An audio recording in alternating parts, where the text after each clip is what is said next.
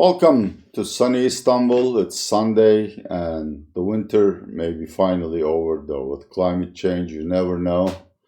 I just shut the window because next door the kids in the project where I live are playing merrily. It's really the joy of my life.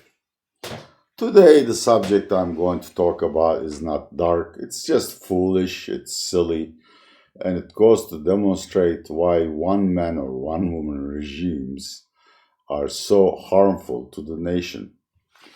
I'm going to talk about a subject that, if you follow the world news or if you know anything about Turkey, would have probably be familiar with. It's Canal Istanbul. I call it the greatest of all white elephants. As you know, a white elephant is a frivolous project which is built for prestige and it has no economic value, or if it is an art project, well, it would be a far stretch of imagination to call it art. Well, first of all, I want to explain what it is, then the reasons behind it, some of which are actually pretty sound. In fact, President Erdogan is not the only person who came up with the idea. Three, I want to explain the growing resistance, not only in Istanbul, where Canal Istanbul will be dug, but across the nation and, in fact, across the world environmentalist community against starting this project. And then I'm going to relieve all of you environmentalist tree huggers. I'm sorry. I'm an environmentalist myself. That will never be built. Okay, let's start with what this project is. And to show that, let me show you a picture of the, no, just a second, I'm sorry. This is a map of Western Turkey. You see, it's essentially two peninsulas. Peninsulas. The tiny one to the west is the Thrace Peninsula. The one to the right, the eastern portion, is Anatolia. And the two are separated by what we call the straits. The Bosporus Strait to the north and the Dardanelles, where the War of Gallipoli took place during the First World War. And to the north is Black Sea, to the south is the Aegean Sea. In between is a tiny sealet called Marmara Sea. So all cargo traffic that goes from Romania, Moldavia, Ukraine, Russia, must pass through these narrow straits to Aegean and to Mediterranean destinations, which makes these sea straits commercially extremely important. Probably not as important as the Suez Canal, but fairly important.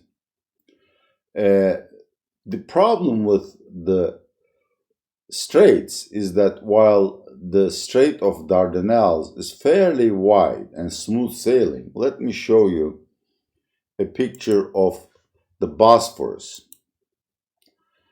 This is Bosphorus, a bird's eye view, and it is fairly realistic in the sense that it gives you a sense of how windy and narrow it is.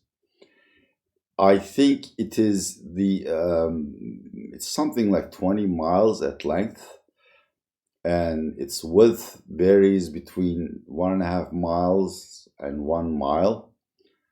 And remember, roughly 40,000 huge container ships and tankers and dry cargo ships pass through these narrow straits. In addition, of course, you have interstate maritime traffic, thousands of ferries, small boats, leisure boats, etc., traversing it in the vertical direction or in the horizontal direction, so opposite to the direction of these ships. And the shoreline is the most important real estate in Turkey. I mean, it's gorgeous. I haven't traveled much, but I've been to San Francisco Bay. It's gorgeous, and I would think Bosphorus is very similar to it. It's bedecked with very luxurious villas, nightclubs, entertainment venues, as well as thousands of Turkey's famous fish and rocky restaurants. It's difficult to assign a value to this real estate and enterprises, but I would put it in hundreds of billions of dollars. And a lot of these cargo ships carry fuel oil or similarly hazardous materials. I mean, imagine an accident, and it has happened.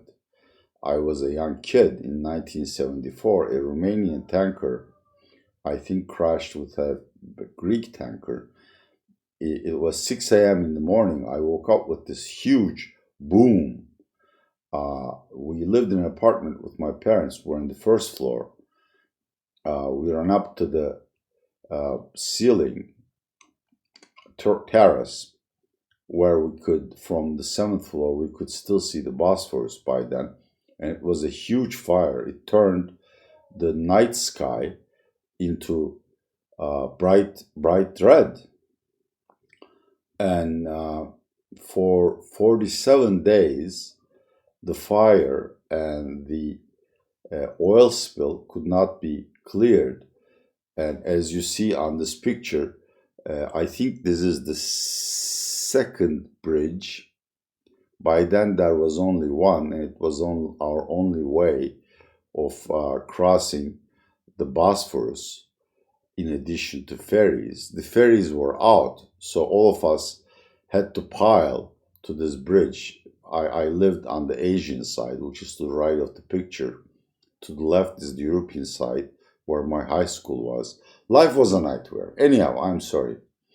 I diverged. Nostalgia.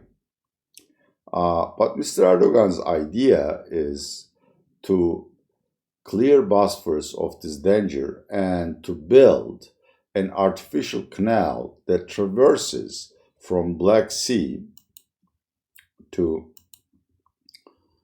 the Marmara Sea. And here you see a stylized picture of this canal, Canal Istanbul. It essentially turns the Istanbul portion of Thrace Peninsula into an island. And I think this is something like 72 kilometers or 50 miles. It's a huge construction project. It would allow as many huge container ships to pass through as Bosphorus, and there would also be two satellite cities and entertainment venues, amusement parks, you name it, across the coastlines here. In fact, once the canal is completed, open to business, Mr. Erdogan plans to relocate, voluntarily of course, up to 2 million of Istanbul's denizens to this new city and to relieve congestion and traffic in Istanbul. So why is the resistance to this project? Well, there are a variety of reasons, but as I've said, believe it or not, I'm an environmentalist. I truly think that the greatest asset a nation has is its birds, bees, plants, and the beauty of the land. And let me show you this picture again. I mean, here everything's stylized, but this canal goes through the last remaining forested areas, the lakes that supply Istanbul with water, and just the very few wetlands that left in the Thrace Peninsula.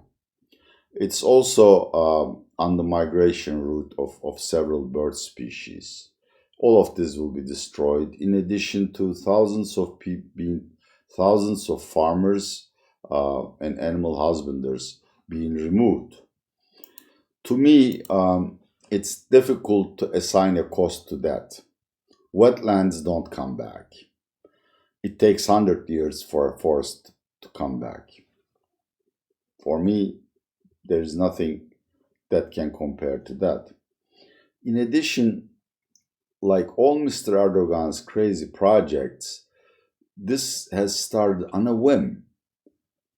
There has been no ground study, there has been no thorough study of how much it will cost, whether the soil, the ground, is suitable for such a huge project, which would entail millions of tons of concrete being poured and then water lanes. But there are bigger questions I cannot answer because I'm not, familiar with water thermodynamics. Black Sea is more saline than Marmara Sea, and for reasons I don't understand, it's at a higher elevation than Marmara Sea. I don't know how that happens, but it is, and it's also colder. So um, some scientists are afraid that eventually Black Sea will empty out to Marmara Sea. I don't know how this works or whether it's realistic, but they are talking about an environmental calamity. I'm gonna pass this very quickly because I don't feel comfortable presenting information here, which may be true, but I can't validate it. So I'm gonna move on to the economic infeasibility. So this is why resistance is growing. As people learn about this project, they're saying, wow, this is just, even if it is economically feasible, it just doesn't make sense from the environmental perspective and from the viewpoint of the potential damage that these scientists are pointing out. I mean, we could drastically alter the ecology of Black Sea versus the Marmara Sea. And what would our neighbors say to that? Anyhow, let's move on to the economic cost. Let me put up the cover here so you don't lose the narrative here. First, the construction will last at least 7 years. If you live in a developing nation or in New York City, nothing is completed on time in those areas. So, add 50% more time, it will be completed in no less than 11 years or so. Two, the environmental impact report had just been published 5 years after the project has been brought to the agenda. Congratulations. And it cites a cost of $21 billion. Once again, I'm sure wherever you live, whether it's India, Mars, a different galaxy, state projects always run into cost overruns. So let's say $25 billion to $30 billion. Turkey doesn't have that kind of money. The budget doesn't have that kind of money. So what do? Well, there's this wonderful invention of capitalism called public-private partnership. You invite international or domestic construction consortia to build it for the state, in return for which they get a concession to operate it for a fixed amount of time and collect all the revenues. And at the end of time, the ownership reverts to the state and it's auctioned off again. And the consortia can bid again if they're interested. I think this is a wonderful model. It's based on risk sharing. It relieves the state of a huge expenditure to build much needed infrastructure. But in Turkey, it's corrupted as every other economic idea in the world. In Turkey, to make these projects attractive, or actually to make sure that Mr. Erdogan's cronies make money out of it, two more incentives or sweeteners are added to the basic idea of public-private partnership. The first, obviously, these consortia will need international loans to build it. That's how the construction business works. The loans will be supported by Treasury guarantees. So if the company defaults for one reason or other, the state assumes the liability, the remainder of the loan, which reduces the cost of the loan and makes it easier for the company to find the loan, even if the project is completely nonsensical. Secondly, the government promises a certain amount of traffic and/or revenue to the holder of the concession, and if that revenue or traffic projection falls short of the reality, the difference is paid from the central budget. So let's say the operating consortium and the state agreed that 30,000 ships will pass and a revenue of $1 billion will be generated. But in reality, 20,000 ships passed and $650 million of revenue had been generated. The difference, $350 million, will be paid by the state to the operators of the concession. So it's not risk sharing, it's a no risk deal for the consortia. This is why the other PPP projects in Turkey, bridges, hospitals, tunnels, airports, have attracted huge amount of bids. And they have been allocated to a group of 5 to 10 hand-picked domestic consortia who also get international partners, who have been rich on the back of it, who have become the world's largest construction companies. Obviously, this is not a gift from Mr. Erdogan. In return, these companies handsomely contribute to AKP and Mr. Erdogan's election campaigns. It's the old adage of you scratch my back, I'll scratch your back. Unfortunately, in this round, it's not going to work. For the simple reason that a project that conservatively costs $21 billion, potentially $30 billion, is expected to generate a revenue of $1 billion per year. Add to that the financing costs and the time value of the money. That means this project has a payback or break-even time of more than 30 years. And nobody will bid for a project that has such a long life to break even. Simply because everyone knows that the Treasury guarantees and the traffic or revenue guarantees are valid as long as Mr. Erdogan is in power. He will not stay in power forever, though he may live for 10,000 years. If he is replaced by another government, they will immediately sue, find a loophole in the contract, and cancel it. It's even doubtful whether Mr. Erdogan will stay in power for the next 7 years, during which construction will take place. So probably we will start digging a channel, but we'll never complete it. So we'll have this huge channel. We could probably turn it into a water collection basin or into a wetland, which would be environmentally beneficial, or an artificial lake where new fish species can be generated. So be rest assured, I am sure the groundbreaking ceremony will take place this summer because Mr. Erdogan has ordered so, and no mortal in Turkey has the guts to say no. But the probability of this project being constructed and being brought to life is next to zero. Why is Mr. Erdogan doing that? Even though he probably knows that this project will never generate revenue. Here is the real McCoy. He's not after Canal Istanbul. He's after this picture. This, by the way, is not some artist's image fantasy. This is the entire project. you build a huge, modern, state-of-the-art smart city around it. And guess who is going to build this city? AKP's cronies.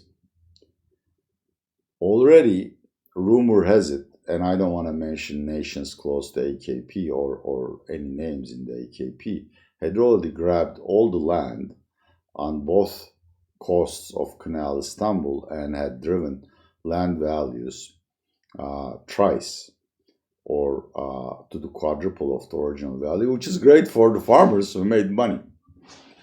And now they're going to build this super modern and expensive residences, which will sell for at least $1 million per pop, etc., etc. Anyhow, let me cut a long story short, but the estimates are that the entire revenue generating potential of this project could be up to $60 billion. Of course, $30–40 billion of that will come from this new satellite city. And as I've said, of course, part of the proceeds will be voluntarily donated to AKP and Mr. Erdogan's election campaign. So, this is the story of Canal Istanbul. It's never going to be built, simply because it doesn't make sense. Authoritarians around the world do a lot of silly things, like Sochi Olympics, which cost like $100 billion to poor Russia. But there's a limit to how much can be done. I mean, at least in Sochi, Russia gained some kind of international recognition. And people watched Sochi, and Sochi now has a name on the world map, etc., etc. But Canal Istanbul, nobody is going to use it because it's free to go through the Bosphorus. Whereas through Canal Istanbul, you have to pay through your nose. So, again, this illustrates how abandoning collective wisdom and checks and balances on the executive power leads a country down the wrong path. I'm talking about potentially wasting $21 billion, or more than 3% of Turkey's GDP. Imagine how that money can be spent on schools, hospitals, software development, name it. We can even send a woman to the moon with that kind of money. Thank you very much for watching another Real Turkey show. As usual, I'm not gonna talk about it, but this is a book written by several leading economists from Turkey about Turkish economy, its historical perspective, and its future prospects. Take a look at it if you find the time. This is Atilla Yeşilara, your loving host from Real Turkey channel, saying goodbye from Istanbul. Stay home, stay safe.